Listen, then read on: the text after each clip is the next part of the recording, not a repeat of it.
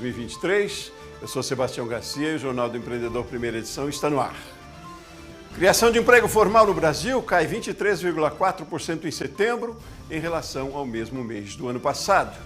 Viagens de fim de ano e negócios devem elevar o movimento do turismo nacional em 11,5% este ano. E vendas no varejo online para o Halloween nos pequenos negócios sobem quase 30% em 2 anos. Tudo isso agora no Jornal do Empreendedor, primeira edição.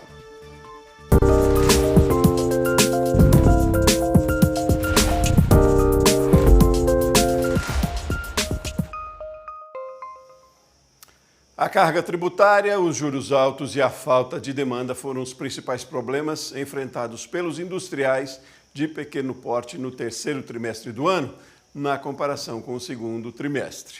Os dados são da plataforma da Pequena Indústria, divulgados pela CNI. A analista de políticas e indústria da CNI, Paula Verlangeiro, analisa os dados.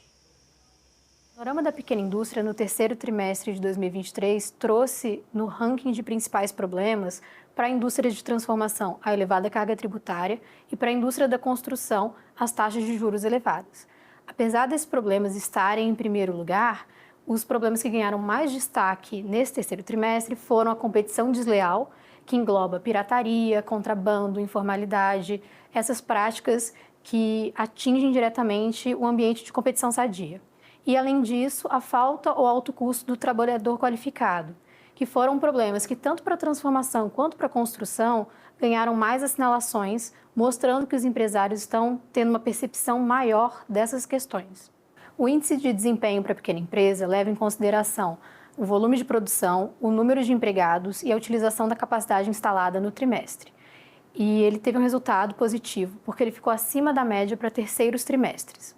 Com relação à situação financeira, que é calculada com base na margem de lucro operacional, no acesso ao crédito e na percepção geral da situação financeira, esse indicador ele ficou estável no terceiro trimestre, mas isso também pode ser considerado positivo, dado o histórico do indicador, que vinha em queda e que apresentou aí um aumento, ficando dentro do esperado para o terceiro trimestre. A criação de emprego formal no Brasil caiu 23,4% em setembro em relação ao mesmo mês do ano passado. Foram criados 211.764 postos de trabalho com carteira assinada.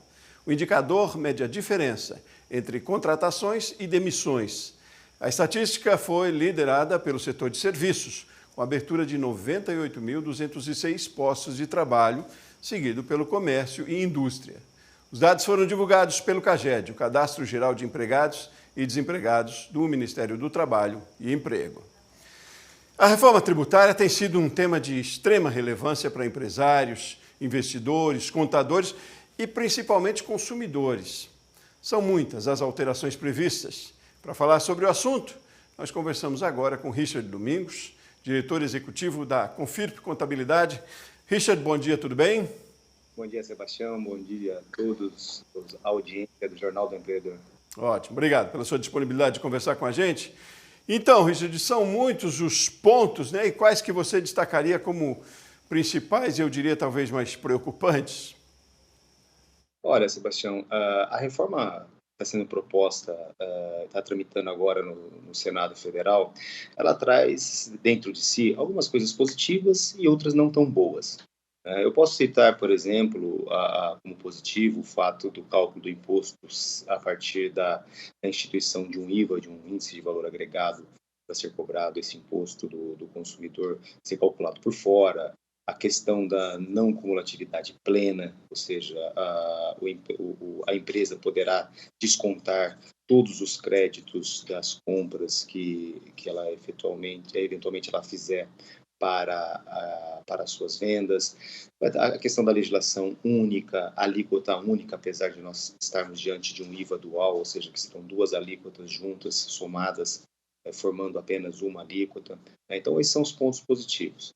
Agora, o grande problema dessa reforma tributária é que ela traz um reset em toda a legislação, em toda a jurisprudência administrativa e judicial nas questões tributárias. Por quê? Ao extinguir tributos como PIS e COFINS e criar uma contribuição chamada contribuição sobre a CBS, né, os bens e serviços, ela basicamente aniquila todo o histórico de jurisprudência dessa contribuição. O mesmo vai acontecer com o ISS e o ICMS, que é criado o IBS, né?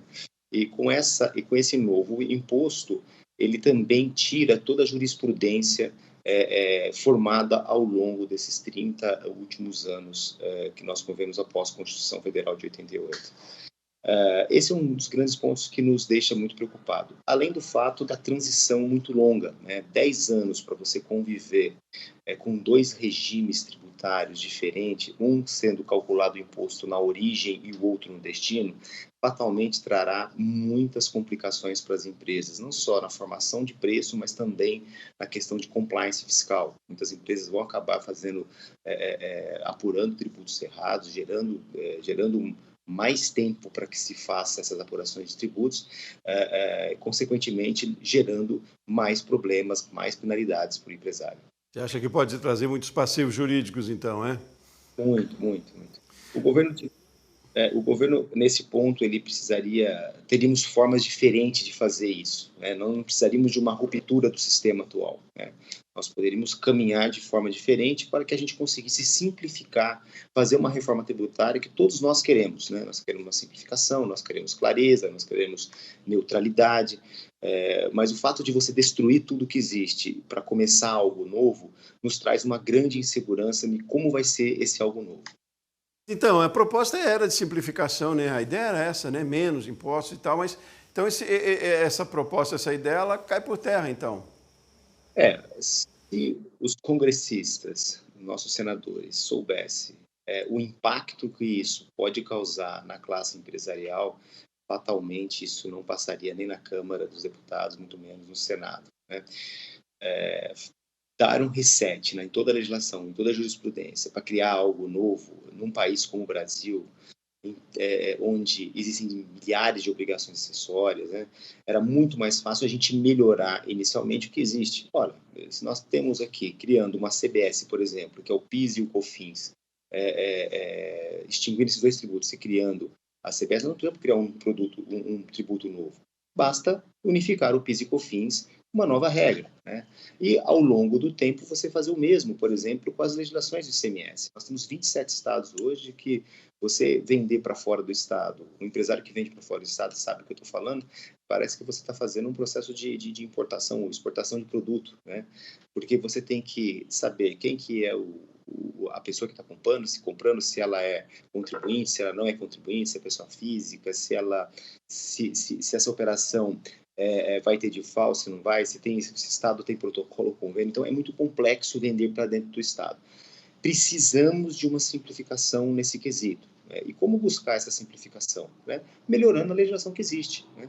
Um outro ponto que eu acho negativo é extinguir a competência dos municípios, né? Você praticamente acaba o ISS com essa proposta. O ISS hoje é um tributo de natureza cumulativa, ou seja, ao emitir uma nota fiscal, o prestador paga seu imposto, né? Paga esse imposto no documento fiscal.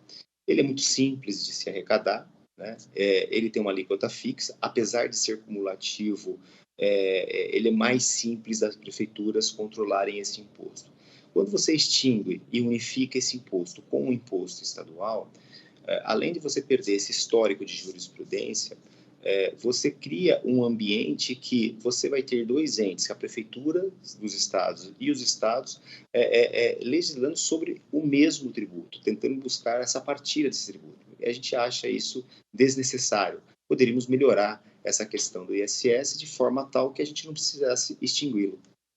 Para a gente concluir, para além de toda essa questão interna, talvez aqui, eu diria, do como a gente pode analisar ou avaliar o impacto também para a nossa competitividade, até em relação a outros países. Tem como fazer uma análise disso também? É um outro complicador? Como é que fica a preocupação nesse sentido? Olha, o IVA ao qual está sendo votado no Congresso Nacional, ele é adotado hoje em 172 países. 172, acho que é 174 países. Ele é um sistema complexo de se apurar impostos, né? Não é porque deu certo em muitos países, porque ele tem que dar certo em um país como o Brasil. O Brasil é um país continental, um país que ele tem características únicas. Aqui os estados e os municípios são soberanos no que diz a arrecadação.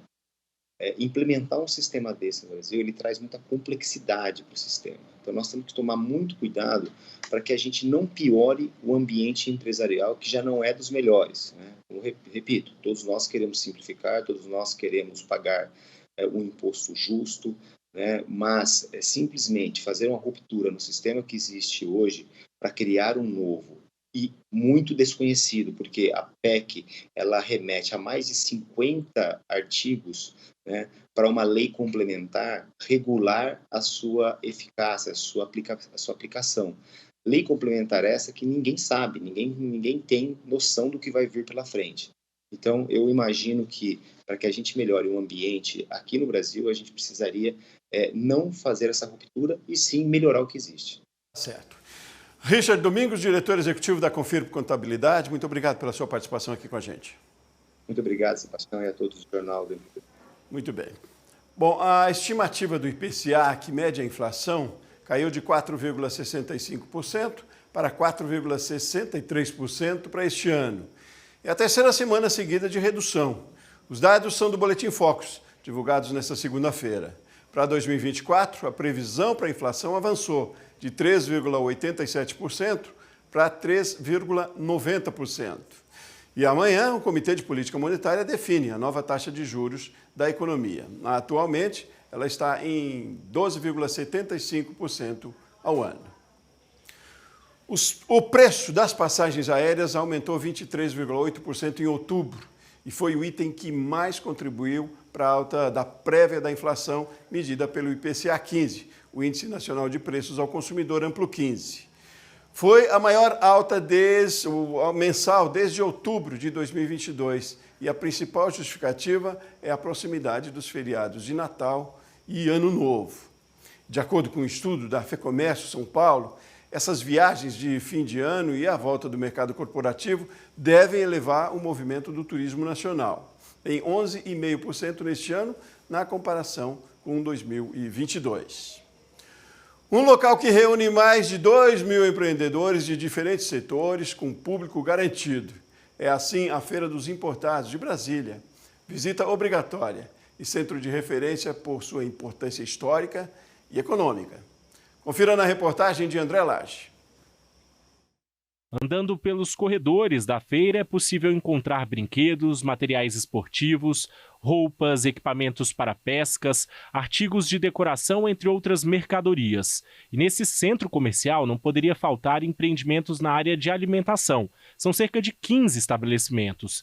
E essa pastelaria existe desde a fundação da feira. Tem dado tudo certo, graças a Deus. Cada dia que passa a gente está tentando inovar aqui. Empreender nesse local, que inclusive se tornou um ponto turístico de Brasília, tem sido um bom negócio. A empresa, que começou com 6 funcionários, hoje emprega 18 colaboradores. Tem sido um bom negócio aqui na Feira dos Importados, principalmente. Eu aconselho, né? Porque é um fluxo de gente bem grande aqui durante a semana, ponto facultativo, tudo. A gente recebe muitas pessoas aqui, né? Turistas de outros países, todo passa por aqui. E nós estamos aqui na entrada principal também, um ponto muito bom. A Feira dos Importados tem 2.100 comerciantes. Em 2008, o governo colocou esta área, onde ela funciona, em licitação. Foi aí que os empreendedores montaram uma cooperativa e compraram o espaço, se tornando proprietários do local. Hoje é a única feira do Distrito Federal privada, é a Feira dos Importados, hoje do CIA.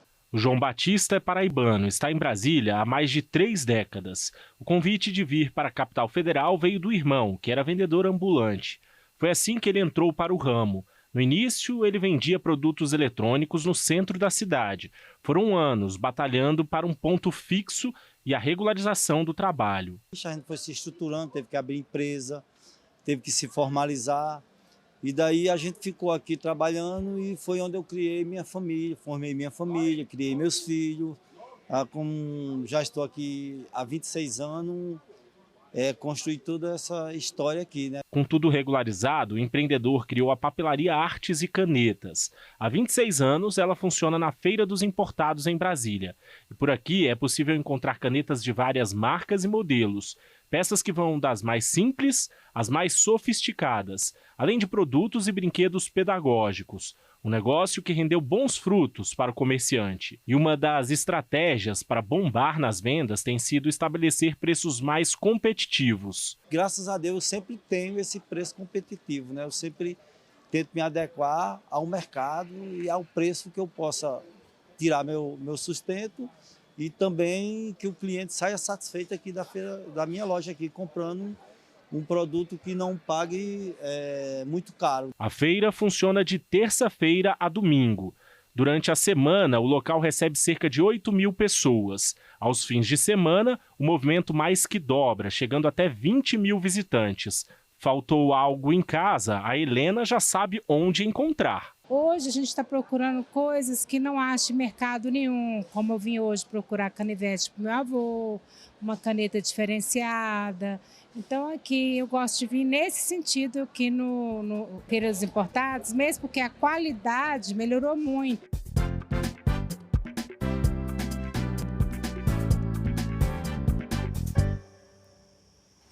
E no próximo bloco você vai saber como se inscrever no programa Inova Amazônia, do Sebrae. Nós voltamos já já.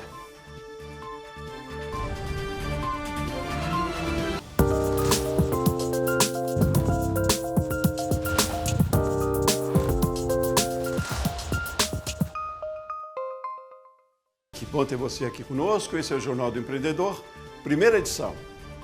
Startups da região amazônica têm até 7 de novembro para se inscrever para o módulo Tração do programa Inova Amazônia. O edital é voltado para empresas inovadoras no campo da bioeconomia e os projetos precisam estar ligados ao uso sustentável dos recursos naturais da biodiversidade. Serão selecionados até 180 projetos, 20 em cada estado da Amazônia Legal. Além de capacitações e mentorias, os selecionados receberão uma bolsa de R$ 6.500 por até 6 meses. O programa é executado pelo Sebrae em parceria com o CONFAP, Conselho Nacional das Fundações Estaduais de Amparo à Pesquisa. E vamos saber agora quais os eventos previstos para o início de novembro. A Feira do Livro de Brasília começa dia 3 e vai até 12 de novembro no Parque da Cidade, em Brasília. O Café com Logística, evento temático de oportunidade de negócios, será no dia 8 de novembro no céu da OAB, em Aparecida de Goiânia, capital de Goiás. A Feira Expositoras Edição Forró de Empreendedorismo Feminino acontece dia 12 de novembro no CEPAL do Setor Sul, em Goiânia. E o Salão de Artesanato está previsto para o período de 15 a 19 de novembro no Pátio Brasil Shopping, em Brasília. Vai estar disponível a partir da segunda quinzena de novembro o portal Parceria Sebrae-ABF. O conteúdo é sobre gestão e franquias, voltado a franqueadores e potenciais franqueadores. A ABF também iniciará o projeto ABF Academy, que é uma evolução da plataforma de educação continuada da associação e que vai difundir as boas práticas e os temas atuais do franchising. A taxa de potenciais empreendedores, segundo o Sebrae, chegou a 53%, o que representa cerca de 51 milhões de pessoas, a segunda maior do mundo. As principais iniciativas ambientais do Brasil serão levadas para a COP28, que acontece no fim do ano em Dubai. São mais de 31 bilhões de reais em projetos de 111 empresas, mais de 70% delas brasileiras. Quem está por trás dessa iniciativa é a Anshan Brasil. E sobre esse assunto, nós vamos conversar agora com o diretor de Relações Governamentais e Políticas Públicas da Anshan, a maior Câmara Americana de Comércio fora dos Estados Unidos, Fabrício Panzini. Bom dia, Fabrício, tudo bem? Bom dia a você, bom dia a todo mundo que está nos assistindo aí. Muito obrigado pela oportunidade. Ótimo, obrigado a você por aceitar o nosso convite. Me fale, Fabrício, desses projetos, o que eles constam, quais são esses projetos? Bom, só para fazer um contexto, que eu acho que ajuda aí o telespectador, né? Os países, em todas as COPs passadas e etc., eles fazem compromissos para combater a mudança climática. E esse compromisso envolve várias áreas. E esses compromissos chegam até o setor empresarial. setor empresarial que muitas vezes vai adotar medidas para cumprir aquelas metas que foram acordadas entre os países. No caso da Anshan, nós estamos indo para o 3º ano em que a gente faz um levantamento junto às empresas sobre o que elas estão fazendo em termos de práticas ambientais. Esse ano de 2023, nós tivemos um grande número de iniciativas trazido pelas empresas, e eu queria destacar 3 áreas que a gente tem iniciativas. São iniciativas nas áreas de florestas, ou seja, empresas que estão adotando práticas de reflorestamento ou de preservação de floresta.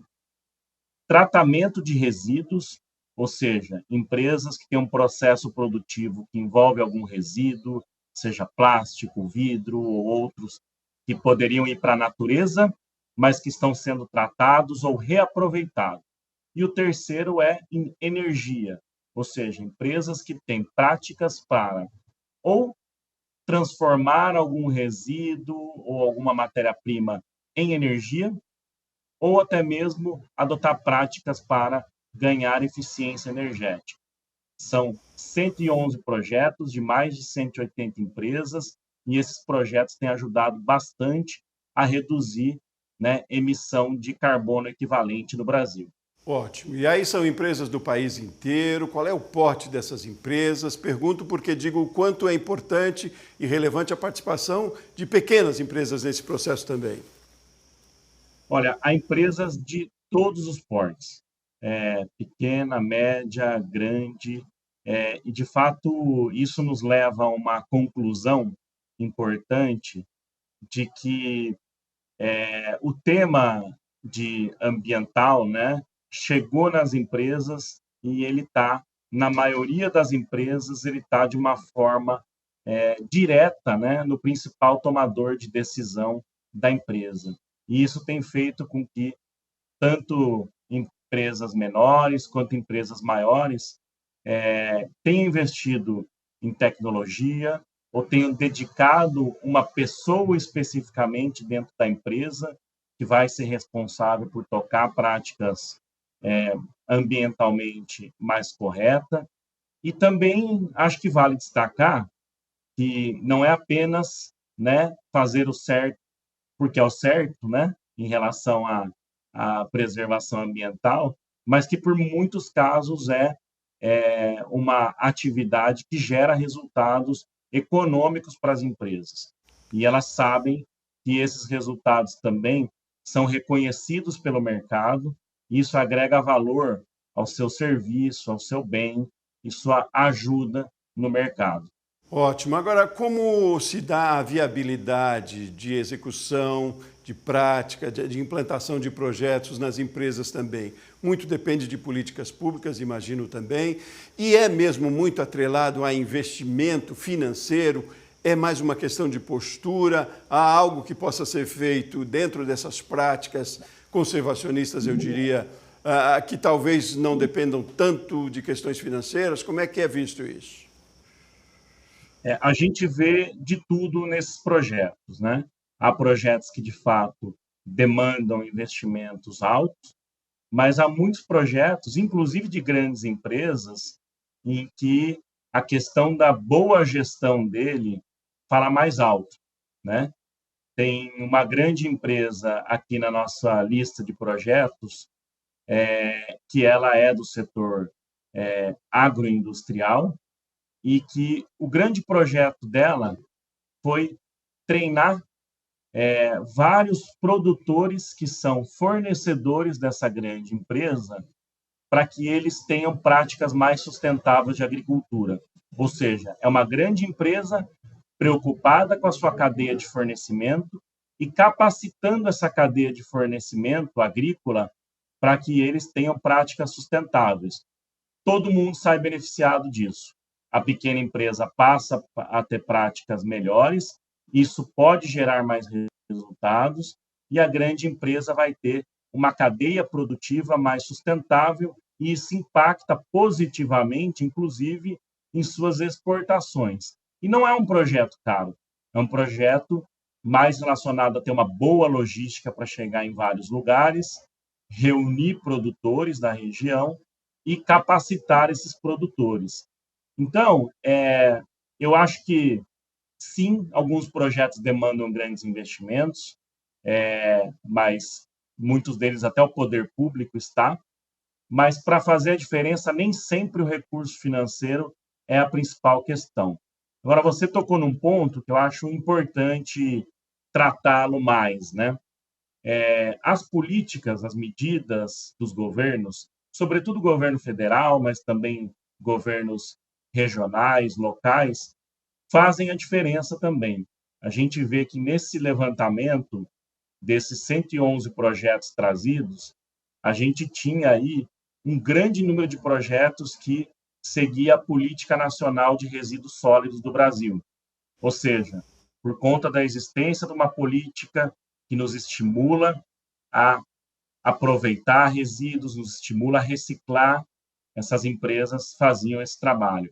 Ou outros pontos, por exemplo, política do Código Florestal brasileiro, né? Esse exemplo que eu citei da empresa segue o Código Florestal. Então, ter uma política de referência ajuda. Eu acho que para terminar, esse é o diferencial do Brasil. Ótimo. A gente tem políticas públicas importantes no assunto, tomamos uma decisão política de que é importante esse tema, e as empresas, por sua vez, terminam por investir, tanto por questões econômicas, tanto por questões de ser a coisa certa a fazer. E o resultado é para todo mundo, né? É coletivo o trabalho mesmo. Fabrício Panzini, muito obrigado pela sua participação aqui com a gente hoje no Jornal do Empreendedor. Muito obrigado, estou sempre à disposição. Muito bem. A procura por produtos relacionados ao Halloween movimentou o varejo online. Os pequenos e médios lojistas virtuais venderam cerca de 5.000 produtos registrados com o termo Halloween, apresentando um crescimento de 20% em relação a 2022.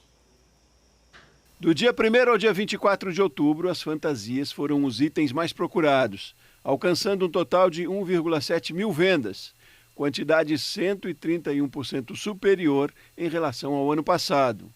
Produtos relacionados aos termos vampiro e bruxa também apresentaram crescimento nas vendas. No total, foram mais de 11 mil produtos comercializados para a data. É o que aponta um levantamento realizado pela Nuvem Shop, a plataforma para a criação de lojas virtuais, que é líder na América Latina. E assim a gente termina essa edição do Jornal do Empreendedor. Mais notícias ao vivo aqui de Brasília, na edição das 11h30. Eu espero você. Até mais.